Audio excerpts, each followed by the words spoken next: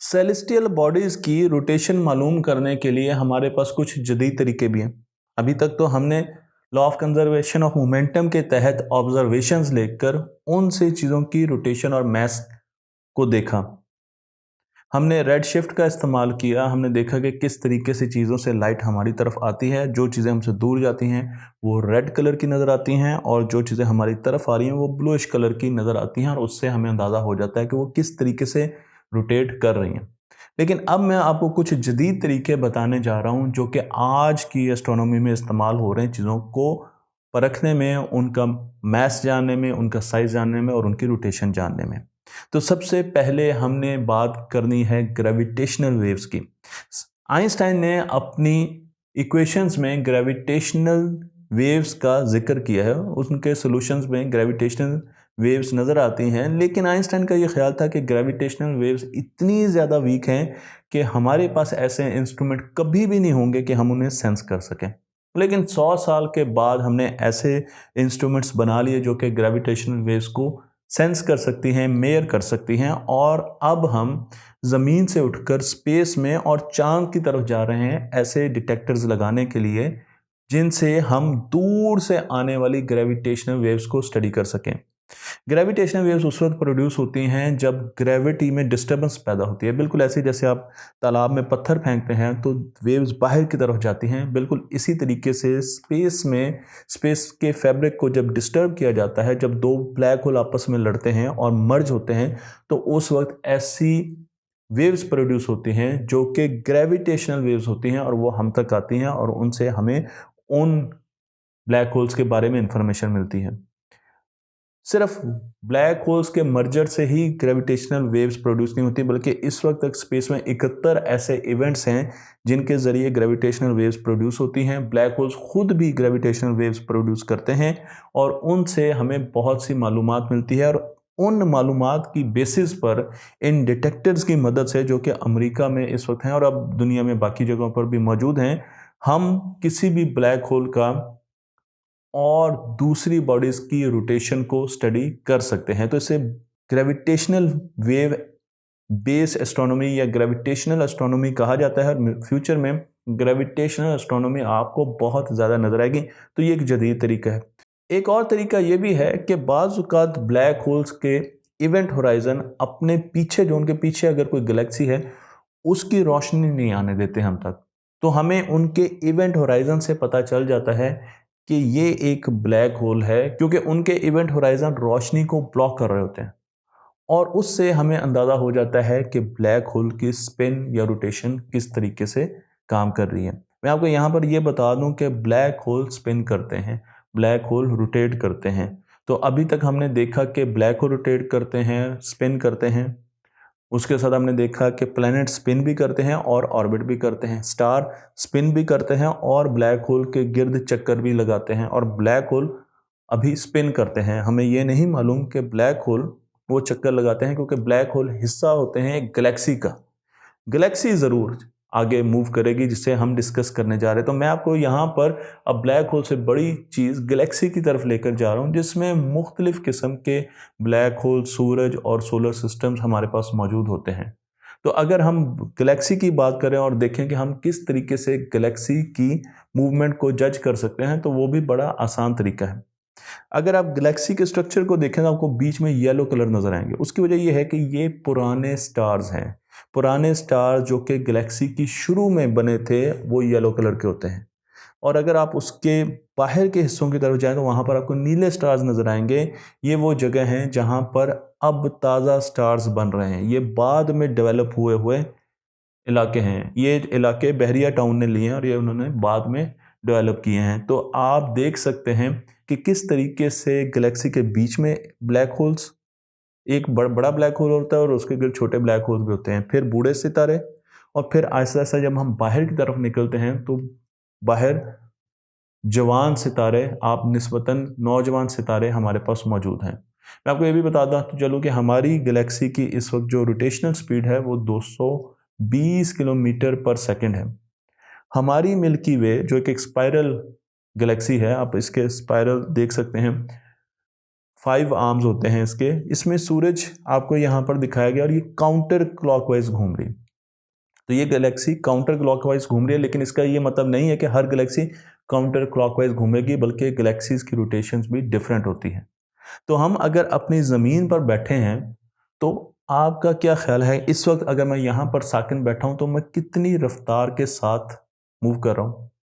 अगर हम ज़मीन की स्पिन को देखें, रोटेशन को देखें, तो ये 1000 मील फी घंटे की रफ्तार से स्पिन कर रही है।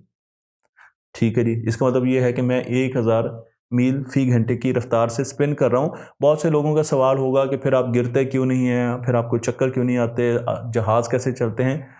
तो इन पर मैं एक पूरी वीडियो बनाऊंगा। मैं इस वीडियो में इसको डिस्कस करना नहीं चाह रहा, लेकिन इन चीज़ों पर मैं पूरी वीडियो बनाऊंगा ताकि ये आम गलतियां भी हम दूर कर सकें कि अगर ज़मीन स्पिन कर रही है तो हम कैसे खड़े हैं।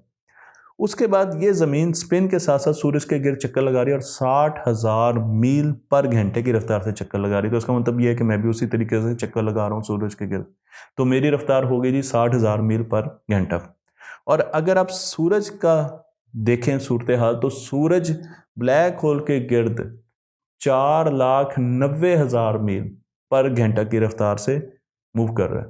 तो इस वक्त तक जितनी साइंस हम जानते हैं उसके लिहाज से तो मैं इस वक्त अगर अपनी कुर्सी पर भी बैठा हूं तो रिलेटिवली मैं 4,90,000 मील फी घंटा की रफ्तार से मूव कर रहा हूं।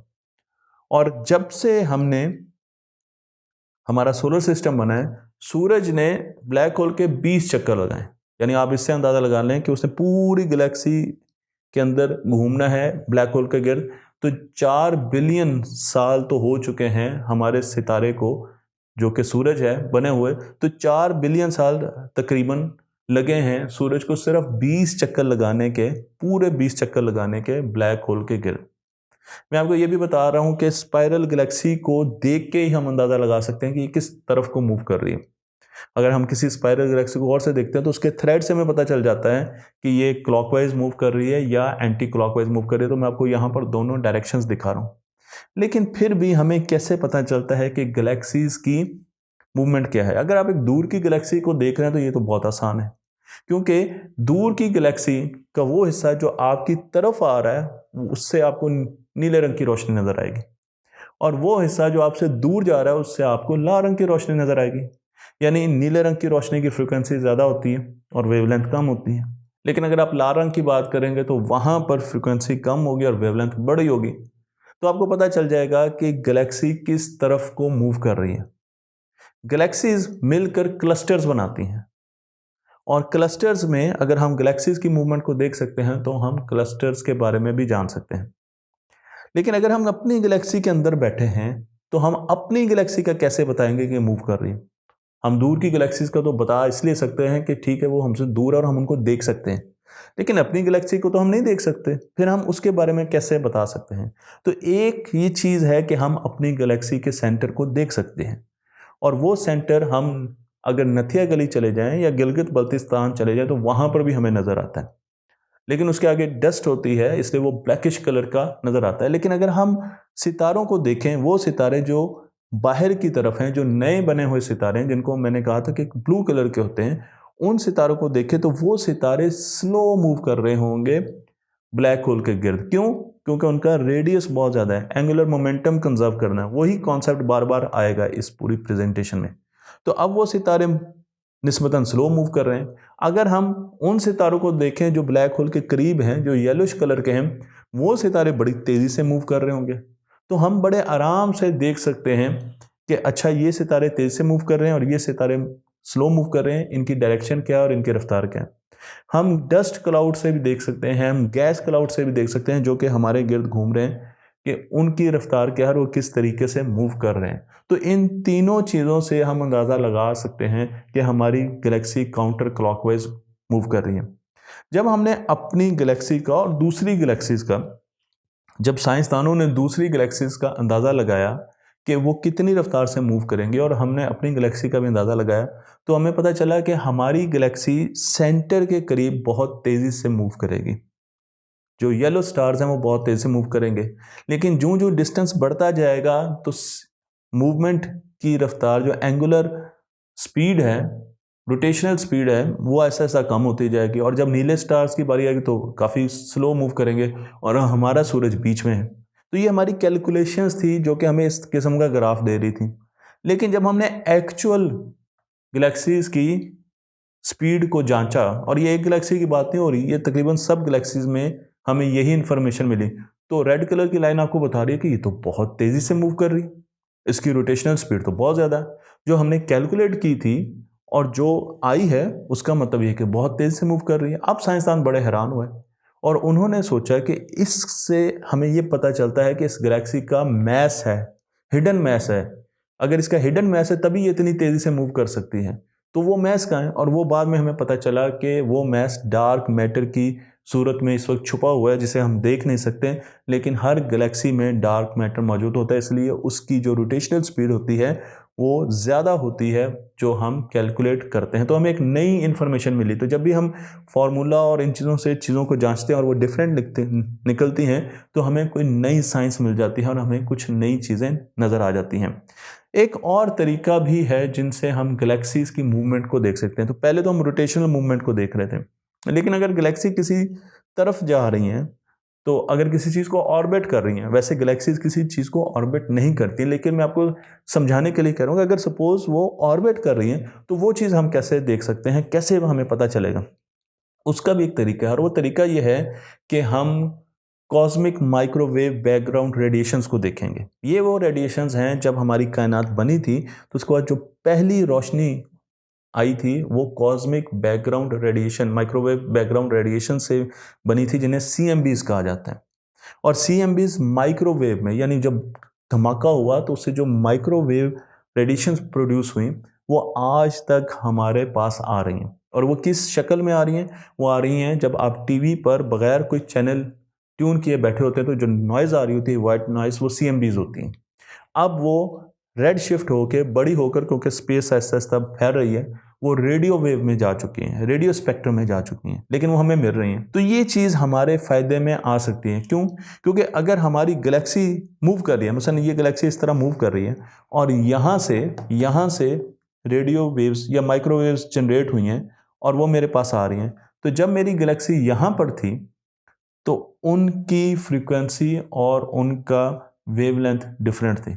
लेकिन अगर मेरी गैलेक्सी मूव करके यहाँ पर आ जाती है तो अब जो रेडिएशन, क्योंकि ये डिस्टेंस चेंज हो गया, तो अब जो रेडिएशन मेरे पास आ रही है उनकी फ्रीक्वेंसी और उनकी वेवलेंथ डिफरेंट होगी। तो उससे मैं अंदाज़ा लगा लूँगा कि जो मैंने पहले मेजरमेंट की थी और मेजरमेंट की है वो डिफरेंट है। तो इसका मतलब ये है कि हमारी गैलेक्सी मूव कर रही है। लेकिन आपका सवाल ये होगा कि हमें ये तो पता है गैलेक्सी रोटेट कर रही है, और अब हम ये भी समझ रहे हैं कि गैलेक्सीज मूव कर रही हैं, क्योंकि जब हम दूर की गैलेक्सीज को भी देखते हैं तो वहाँ से भी हमें नज़र आता है कि वो गैलेक्सीज अपनी जगहों से मूव कर रही हैं। लेकिन ये सारी गैलेक्सीज जा कर रही हैं। तो मैं आपको लेकर चलता हूँ एक बड़े स्ट्रक्चर की तरफ, और इस स्ट्रक्चर का नाम है लैनियाकिया, अगर मैं इसका नाम सही ले रहा हूँ। जितनी भी गैलेक्सीज हैं वो मिलकर सुपर क्लस्टर्स, पहले क्लस्टर्स बनाती हैं और फिर सुपर क्लस्टर बनाती हैं। लैनियाकिया एक सुपर क्लस्टर है, जबकि हमारी गैलेक्सी विर्गो क्लस्टर का हिस्सा है। विर्गो क्लस्टर में और भी बहुत सी गैलेक्सीज हैं।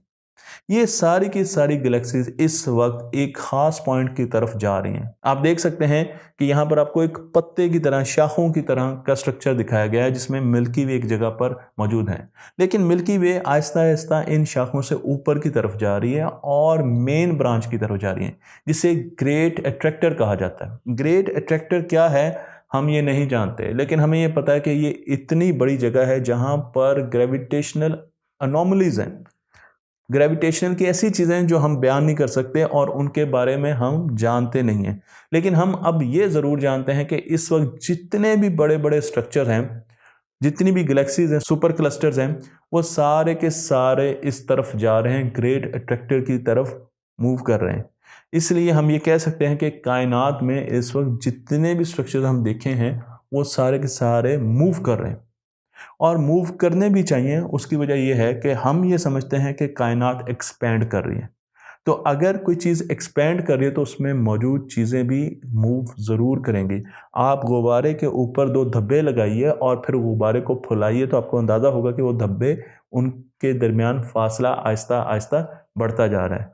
तो मुझे उम्मीद है कि अब आपको पूरी कायनात में मौजूद चीज़ों की रोटेशन के बारे में पता चल गया होगा और ये भी पता चल गया होगा कि उनमें किस किस्म की रोटेशंस होती हैं, और बड़ी कन्फ्यूजन्स ऐसी होंगी जो हम बड़े अरसे से पालते हैं, लेकिन आज उन कन्फ्यूजन्स का ख़ात्मा हुआ होगा। अगर आपको ये वीडियो पसंद आई है तो ज़रूर कमेंट्स कीजिएगा, और इस कोशिश को, इस बड़ी लंबी कोशिश को आप 27 की नज़रों से देखें और अपने कमेंट्स ज़रूर कीजिएगा। अगर आप और भी ऐसे टॉपिक्स चाहते हैं जिन पर वीडियोस बनाई जाएं, और ऐसे कॉन्सेप्ट जो हमें बहुत ज़्यादा तंग करते हैं, आम लोगों को तंग करते हैं, तो वो ज़रूर नीचे लिखें, और इंशाल्लाह मेरी कोशिश होगी कि मैं उन पर भी वीडियोस बनाऊंगा। तख्ती ऑनलाइन को लाइक कीजिए, शेयर कीजिए, और इनको स्कूलों, कॉलेजों और जानने वाले लोगों के पास पहुँचाते रहिए।